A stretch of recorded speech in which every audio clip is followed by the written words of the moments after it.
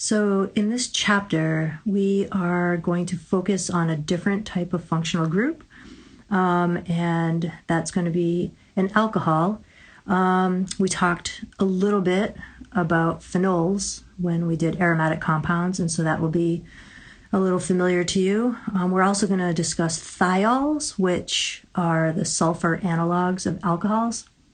And the easiest way to envision an alcohol is to think of an alkane. And like usual with most functional groups, you'll take your alkane and you're going to replace it with the bit of functionality or the functional group that actually puts it in its particular family. And so for an alcohol, that's going to be the hydroxyl group. So the first thing that you can do to identify an alcohol is to notice, for example, that an alkane has now been sort of decorated with some sort of hydroxyl group. So, for example, we take our smallest alkane, which was methane, and we're going to replace one of the hydrogens with a hydroxyl group, and that's going to be our OH. And so we'll take away one of those hydrogens, and we'll replace it with an OH. And if you remember your Lewis structures, the oxygen is going to have two lone pairs of electrons. So just like our simplest little alkane here, methane, we now have methanol or methyl alcohol. And we'll talk a little bit more about the nomenclature of these in a little bit. Thiols are pretty similar. The only difference is that instead of an oxygen on the hydroxyl group, we're going to use a sulfur. Remember your trends in the periodic table. The sulfur is just underneath oxygen in group 6. It's a little bigger, right? It's less electrophilic, it's less electronegative. And so that's going to affect some of the chemistry that we can do with those. But for this chapter, we're basically going to focus on just the nomenclature of thiols. And when we do our reactions, we'll focus on alcohols and phenols. So just like pretty much any other functional group, we've got classifications for these guys. We have primary, secondary, and tertiary alcohols, and that's going to depend on the type of carbon or the classification of the carbon that the hydroxyl group is actually bonded to. So in that example above where we took methane and swapped out a hydrogen for a hydroxyl group, I can take ethane, right, and swap out a hydrogen, and it becomes ethanol. So eth means two carbons, so ethanol. The OL is the suffix that we use to indicate that we have an alcohol.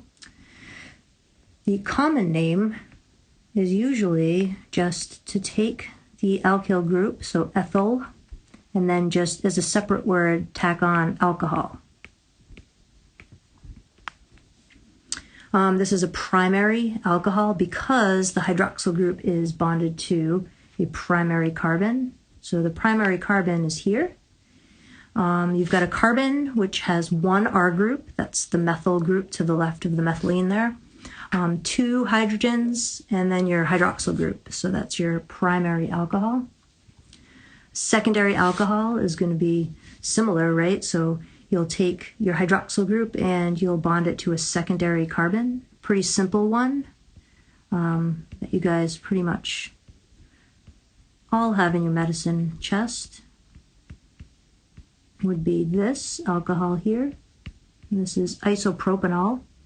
So we have isopropanol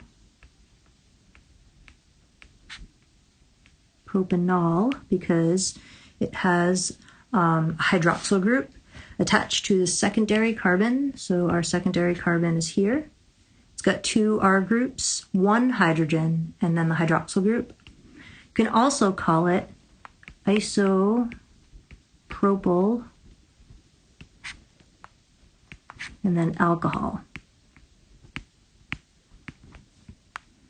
And then for the tertiary alcohol, we've got a hydroxyl group that's going to be bonded to a tertiary carbon. A tertiary carbon, you guys remember, is a carbon that has 3 R groups and it doesn't have any hydrogens, right? So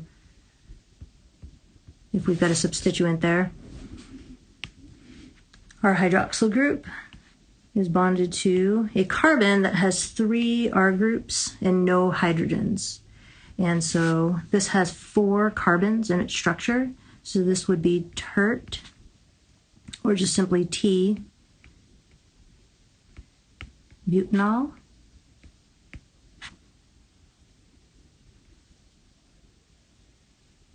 Okay. I can spell. So T-butanol or tert-butanol for tertiary. Or you could call it T-butyl and then alcohol. Okay. So we care about the classification of these alcohols because this is going to affect how they react. As you can imagine, we just got through substitution and elimination reactions. There's going to be some processes that are going to be inhibited by certain classes of alcohol. For example, oxidation reactions do not happen with tertiary alcohols. And when I go through the mechanism of a couple of these oxidations, you'll see why. Those hydrogens that are actually attached to the carbon bearing the hydroxyl group actually take part in the mechanistic pathway, the proposed mechanistic pathway, I should say. And so those hydrogens are a big deal, and notice how they're not there in the tertiary alcohol. So the class of the alcohol is going to be a big deal to us. Also the sterics, right? So we just did elimination and substitution reactions, and we talked about steric hindrance.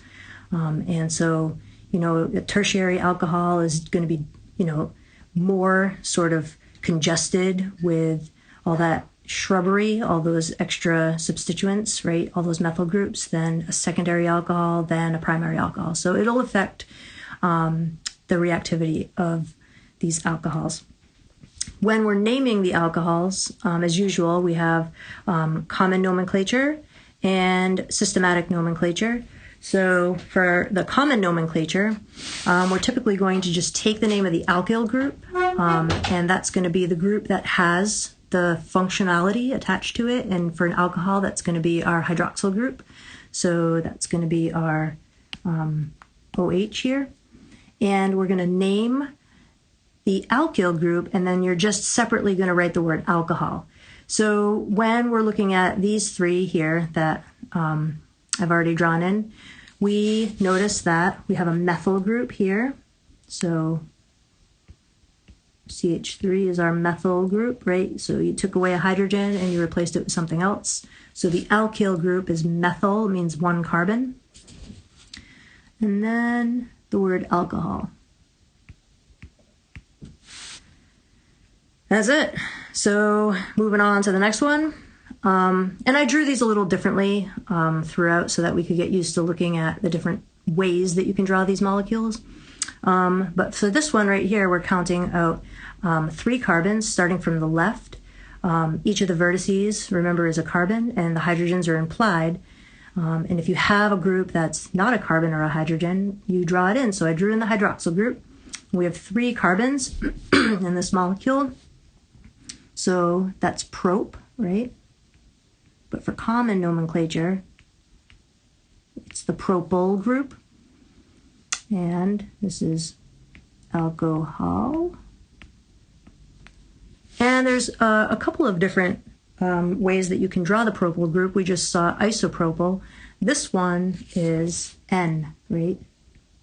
N-propyl alcohol. It's not isopropyl. It's N-propyl. N for normal, air quotes there, right? Our little straight chain. And then if you remember from our chapter in aromatic compounds, we have an alkyl group where we've got a benzene ring and a methylene hanging off of it, and then some other stuff. And if you ignore the other stuff, in this case the hydroxyl group, just the benzene ring with that sort of methylene linker. That's our benzyl group. Remember, if that methylene's not there, it's a phenyl group. So this is a benzyl group. So this is benzyl,